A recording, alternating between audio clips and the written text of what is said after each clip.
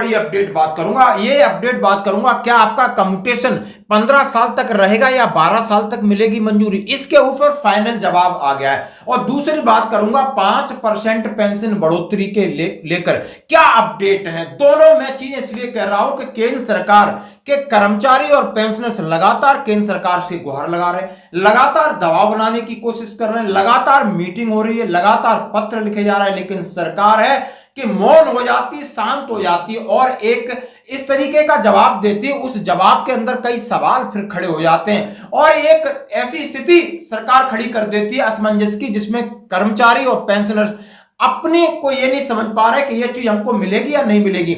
अब मैं बात करूंगा कम्यूटेशन की, क्या 15 साल से 12% होगा, इसके ऊपर अंतिम फैसला आ गया है। जितने भी इसकी हलचल चली थी और वो हलचल पंजाब और चंडीगढ़ हाई कोर्ट से शुरू हुई थी, जाकर के गुवाहाटी तक गई, मद्रास तक गई, एएफटी तक आई और माननीय दिल्ली हाई कोर्ट ने इसके ऊपर अपना निर्णय दे दिया। लेकिन अंतिम निर्णय आखिर क्या हुआ। दूसरी बात करूंगा 5% पेंशन बढ़ोतरी को लेकर के क्या हुआ, यानी संसदीय समिति की सिफारिश और सबका लाइव डाटा इकट्ठा करने के बाद वित्त मंत्रालय में क्यों अटका, इसके बीच में क्या सफर रहा। और दोनों निर्णयों में मैं बात करूंगा हिमाचल सरकार की, मैं बात करूंगा गुजरात सरकार की, मैं बात करूंगा आंध्र प्रदेश सरकार की, मैं बात करूंगा राजस्थान सरकार की। ये स्टेट गवर्नमेंट है, ये चीज लागू कर सकती है, तो केंद्र सरकार क्यों नहीं। क्या केंद्र सरकार 140 करोड़ देशवासी हैं और उसमें केंद्र सरकार के साथ काम करने वाले 65 लाख केंद्रीय कर्मचारी हैं और लगभग 45 से 50 लाख उनके पेंशनर हैं। क्या उनके बारे में ये केंद्र सरकार सोच नहीं सकती? क्या उनको इस बात की जरूरत नहीं समझ सकती? तो आइए दोस्तों शुरू करते हैं। सबसे पहले मैं कम्यूटेशन की बात करूंगा। कम्यूटेशन के ऊपर कम्यूटेशन रिकवरी बहाली 12 साल करने का अंतिम फैसला आ गया। अंतिम निर्णय क्या है दोस्तों, कम्यूटेशन बहाली को लेकर 12 साल करने पर पंजाब हाई कोर्ट का अंतिम निर्णय आ गया और निर्णय नंबर 94262023 है। अब मैं इससे पहले मैं आपसे बात करना चाहता हूं, नेशनल काउंसलिंग मीटिंग माननीय प्रधानमंत्री को चिट्ठी लिखते हैं जून 18 2024 के अंदर।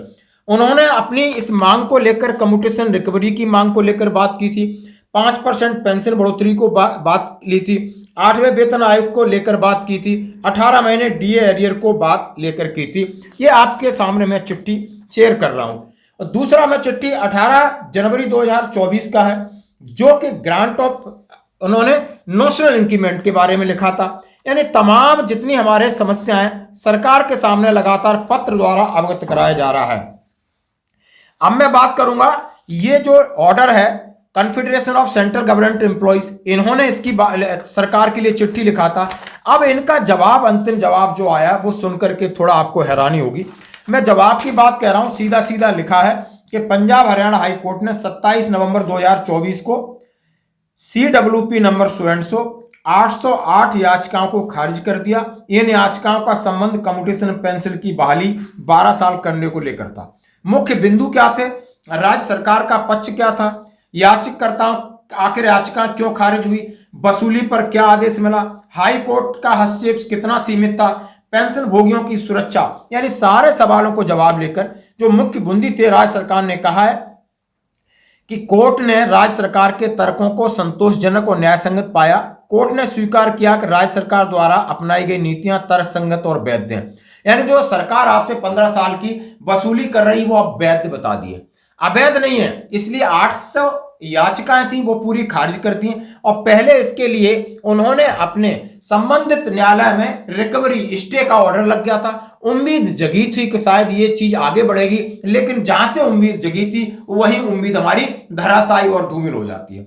याचिकाओं को खारिज करना, उन्होंने कहा है कि 808 याचिकाओं को इसलिए खारिज किया कि आपके पास ऑप्शन दिया गया था, आपको कम्यूटेशन 40% लेना है या नहीं लेना है, 50% लेना है या नहीं लेना है, बिल्कुल मत लो, आपके लिए जबरदस्ती नहीं था। जब आपको चीजें पता था कि ये 15 साल की रिकवरी होगी और आपको इतना पैसा मिलेगा और इतने पैसे की वसूली होगी, तो आपने क्यों ऑप्शन चूज किया। यानी ये सरकार का तंत्र है जिसको आपने अपनी मर्जी से लिया है, तो इसमें सरकार कुछ नहीं कह सकती। बिल्कुल दोस्तों, उन्होंने कहा कि कम्यूटेशन रिकवरी की बहाली 15 साल होने से पेंशन भोगियों को आर्थिक नुकसान हो रहा था, इसलिए उन्होंने 12 साल करने की मांग की थी, लेकिन हाई कोर्ट ने इसे खारिज कर दिया है। कोर्ट ने 15 साल से घटाकर 12 साल करने का कोई फैसला नहीं लिया है। अब ये कोर्ट का आदेश है।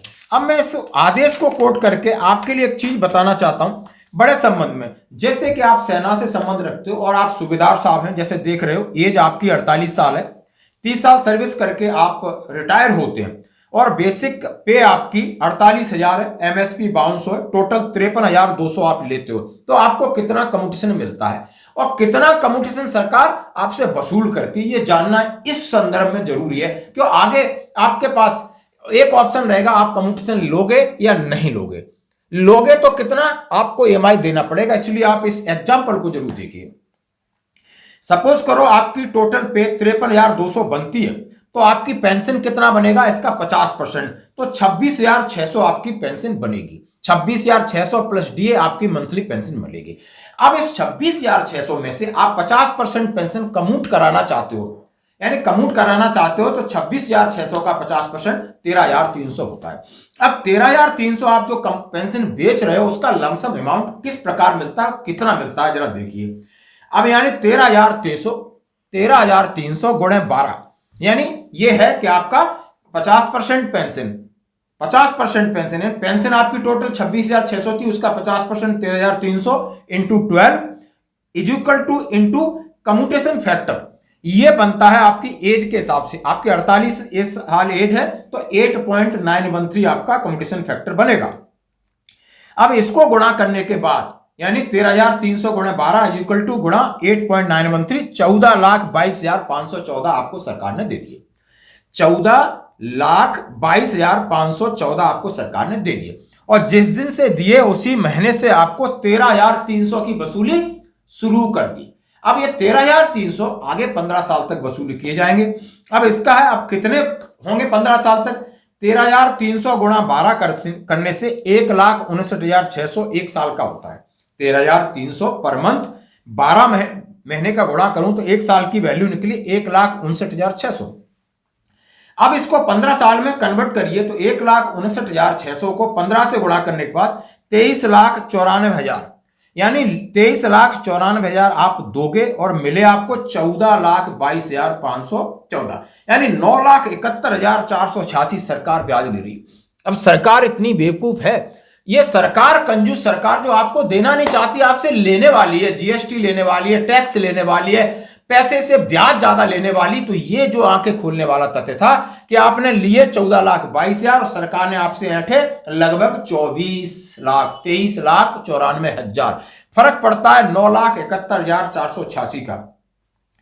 अब इन्होंने जो तथ्य रखा था कि 11.5 साल में वसूली हो जाती है, आप 12 तक मान लो, 12 तक कितनी वसूली सरकार कर सकती है, वो लगभग 18.5 लाख, यानी 14 की जगह 18.5 लाख वसूली हो रही थी 12 साल तक, लेकिन सरकार को मंजूर नहीं है, वो 24 लाख आपसे वसूली करेगी। तो ये तथ्य था, इसके ऊपर पूर्ण विराम लग गया है। इसलिए मैं आपको कह रहा हूं कि आगे आप कहीं भी आपको इसी तरीके से लीगली कोई प्रोसेस करने की जरूरत नहीं, आपका पैसा इसी तरह चला जाएगा। तो दोस्तों ये थी इसके ऊपर। अब मैं बड़ी बात पे आता हूं।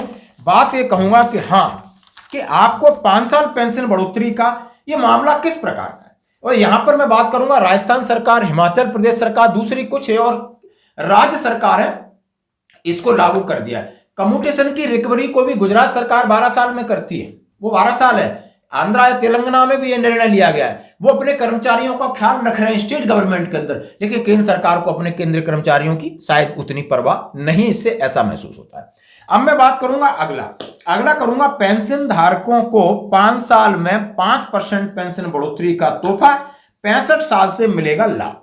हाँ जी दोस्तों, ये बड़ी उम्मीद है, 2-3 साल पहले से ये चल रहा है। इन्होंने ऐसा कहा गया है कि जब हमारी पेंशन बढ़ोतरी होती है, कब होती है, 80 साल कंप्लीट के बाद 20 साल की पेंशन बढ़ोतरी होती है, जो मौजूदा प्रावधान है।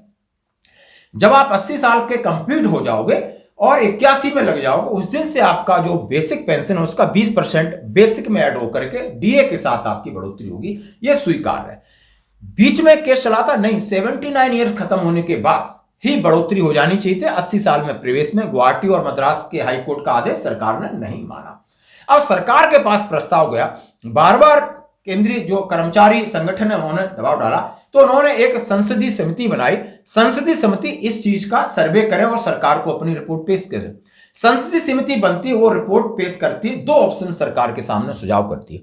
उन्होंने कहा कि 80 साल तक लगभग कितने लोग जिंदा रहते हैं, आप देख सकते हो, यानी जितने पेंशन है 10% ही शायद 80% के बाद 20 का लाभ लेते होंगे, अदरवाइज पहले ही भगवान के प्यारे हो जाते हैं। क्यों न ऐसा किया जाए कि 65 साल के बाद 5% बढ़ोतरी या 60 साल के बाद 1% की बढ़ोतरी का नियम बनाया जाए। उन्होंने कहा 65 साल के बाद सीधा 5% बढ़ोतरी, 70 के बाद 10, 75 के बाद 15, 80 के बाद 20, 85 के बाद जैसे 100%, तो ताकि लोगों को लाभ भी मिलेगा। क्योंकि आज के माहौल में, आज की परिस्थिति में जीवन बूढ़े आदमियों को सब लोग आइसोलेटेड कर रहे हैं, परिवार उनके बच्चे बीवी साथ नहीं दे पा रहे, इसलिए उनको समाज में किस तरीके से स्वस्थ रहना है, बीमारियों का खर्चा है, तमाम ये, तो उनके पास पैसा होगा तो उनकी कोई सेवा करेगा, नहीं तो नहीं करेगा। और केंद्र समिति ने सरकार को रिपोर्ट भेजी। दूसरा ऑप्शन रखा था 60 साल के बाद 1%, 61 के बाद 2, 63 के बाद 3, 64 के बाद 4, 65 के बाद 5, हर साल 1% बेसिक मूल वेतन में जोड़ा जाए। दोनों सिफारिशें केंद्र सरकार के पास जाती हैं। केंद्र सरकार उनकी समीक्षा के लिए हर एक विभाग में एक सर्कुलर जारी करते हैं कि आप ये बताइए कि 65 साल से ऊपर या 60 साल से ऊपर कितने केंद्रीय कर्मचारी हैं।